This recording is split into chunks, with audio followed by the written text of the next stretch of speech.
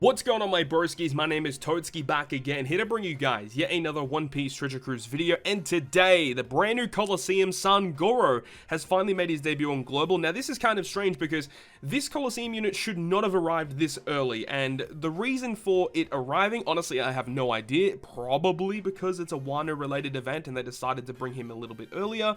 But for those who don't know, this COLISEUM unit actually debuts with the next batch of characters, with Nami, Robin, and Pudding Sugo Fest exclusive characters. And because of that, there is actually a very key free-to-play unit that us on Global don't have that will make this COLISEUM so much easier. So I must say, if you do find this COLISEUM a little tricky, obviously farm the underground difficulty, but you can just wait until next month. Once we get that free-to-play unit, it's going to make farming this much easier. But before we get into the actual breakdown of the actual stages, let's talk about what this unit actually does. So Sangoro is an INT free spirit powerhouse. His captain effect is a 2.75 attack boost to INT, makes their deck slots matching, and reduces damage taken from Psy characters by 15%.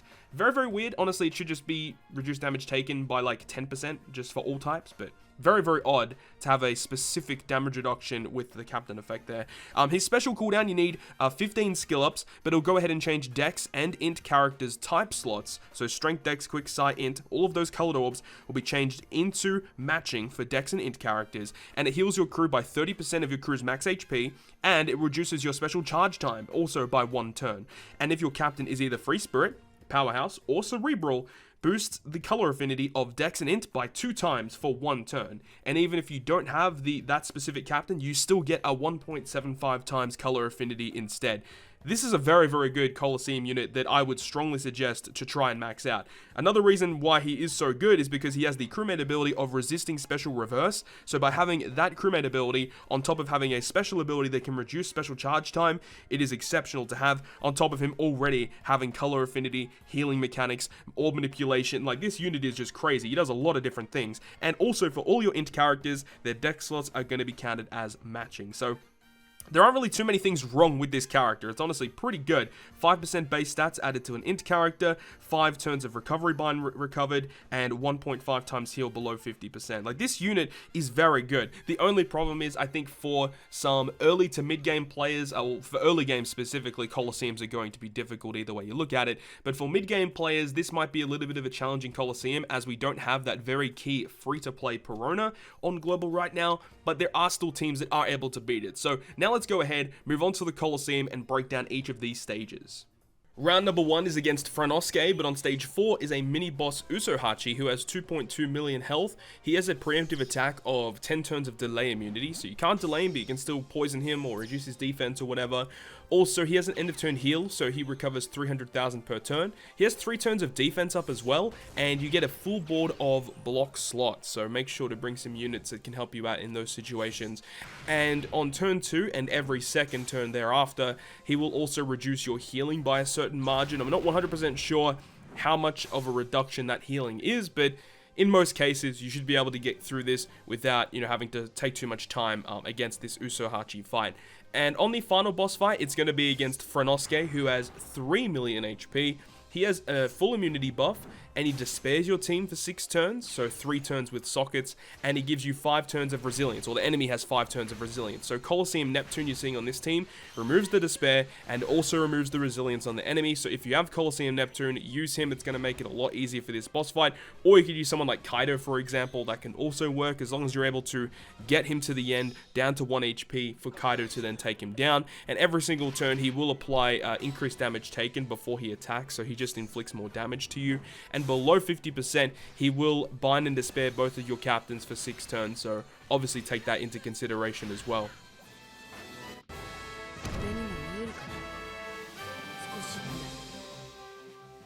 Round number 2 is against Komurasaki, but on stage 4 you've got Hitetsu here. Hitetsu has 2.75 million HP, and he has a full delay immunity and a poison and strong poison immunity. So you can still apply toxic, but like hypothetically you can't just bring COLISEUM Magellan to get his conditional boost, but you can apply the toxic from Legend Magellan, for example. He also inflicts 3 turns of attack down to your team, and he despairs your ship for 15 turns. So whatever ship you bring, it's going to be completely useless for the rest of the run. Just make making sure you guys know that. And every single turn he will give you bomb slots, and after turn 3 he does burn your team for 2 turns as well. Just you want to try and kill him before that 3rd turn when he puts up that barrier. That's going to be quite annoying to get through.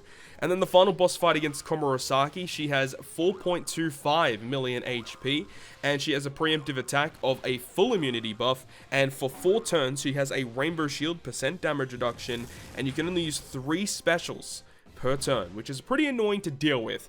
And also your captains will be special binded for 99 turns, and all of your beneficial effects will be removed, and every single turn Komurasaki does summon new mobs as well, and after turn 2 Komurasaki does paralyze your team. So you want to try and take down Komurasaki as quick as possible. In this team example we have Jack from the treasure map to deal a lot of damage towards Komurasaki, as well as removing half of that rainbow shield. We have the Fortnite Franky to remove more of that, and Coliseum Kid special to wave clear all the mobs except for the strength one, which we can take down in a couple of turns.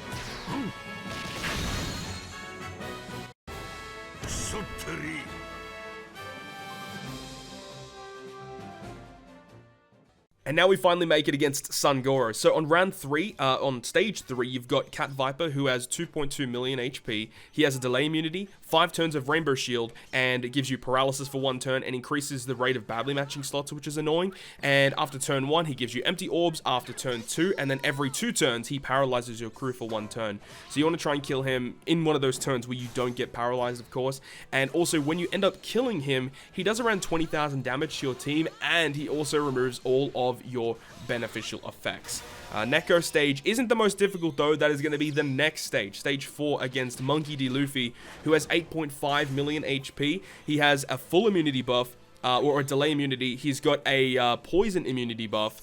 He also binds your middle row for 6 turns, and he gives you a full board of block slots. And the thing about him is that his base defense is 500,000, which means that you have to deal over 500,000 damage before you can actually start dealing normal damage to him. So you want to try and bring someone to reduce his defense, but if you do reduce his defense, he special rewinds your entire team for 1 turn, and he puts up a 2 int slot barrier for 1 turn, or for 2 turns. It's pretty frustrating, so you want to be trying to use support effects to get through the defense. In this situation, I'm using 20th anniversary Franky to reduce his defense by 70 to 80%, and of course with all the specials active, we're able to do a pretty serious amount of damage here, and you guys will see different ways to get around this in this video today. The final boss fight against Sangoro, he's an int character with 17 million HP, he has an immunity buff, he has damage threshold, so any damage that is above 5 million is reduced significantly. So 5 million, it's not really that bad. You can bring someone like COLISEUM Jinbe to remove all turns of that threshold, but it's actually not really that bad to remove only, the threshold's only 5 million damage, which is fine. That's not even terrible.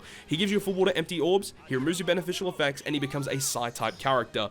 And the thing about it is that if you activate an interrupt where you attack boost your team, he gives you a full board of empty orbs, and if you use an affinity boost, he removes all of your accumulative damage and removes all of your beneficial effects. So you really got to be careful in how you're going to be approaching this particular boss fight. So that team you just saw was the Luffy and Zoro team. Massive shout out to Zorojuro on YouTube for that particular team inspiration. The second team you're seeing here is Komurasaki. Now, one really key thing, or there's actually a couple of key things here, is number 1, supports. Supports are going to be ridiculously useful in this boss fight. I have the support Whitey Bay on Iron in this team. I have V2 Nami, or Onami, attached to Sanji on this team. And I've also got Raid Zoro attached to my Cracker on this team, because you cannot use Affinity Boost on the final boss stage. So by applying a support effect that can give us a color Affinity Boost, we are still then able to use our Cracker's special ability on the final boss fight, which is very, very useful to have. Also, health cuts are going to be very good in this boss fight as well against the final boss Sanji, considering he does have threshold and his health is relatively high. Having a few health cutters will actually get you through the boss fight a little bit easier. We have a Kaido team in this particular video, and that does utilize a couple of health cuts that gets through that final boss stage. So on this stage here, you can see we use Iron to remove the bind, as well as having Whitey Bay to remove the bind. We have Komurasaki to give us an attack and orb boost. We're using the Sanji to change those block orbs into matching. He gives us a chain boost as well, and then the support of Onami reduces his base defense all the way down to 0, which makes this fight significantly easier. If you have V2 Nami, that's going to make your life very, very easy for this boss fight. If not, you may have to resort over to 20th anniversary Franky, or if not, you have to reduce his defense and then tank the barrier and the special rewind that he will inflict to your team. And we do actually get through that in one of these teams you guys will be seeing in this video today. And of course, on the final boss fight, activating all of our specials in the right order, we're able to get a full border matching orbs. We have an attack boost, a color affinity, but the color affinity basically doesn't matter, and we're able to get through the Sangoro fight without too many issues.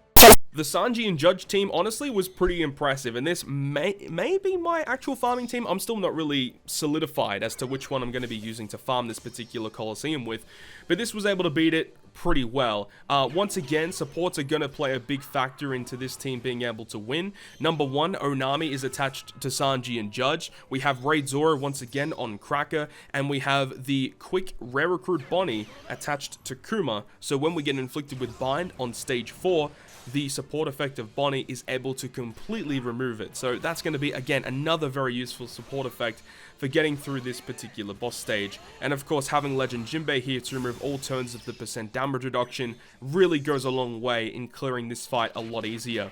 And then again, on stage 4, we're able to activate all of our specials, especially with our Captain Sanji and Judge, to then proc the support of Onami to reduce his defense down to 0 is basically the key of this fight. And of course, Kuma, we can use his special ability here to change those block orbs that we get given into matching. And then the rest is history once we reach Sangoro.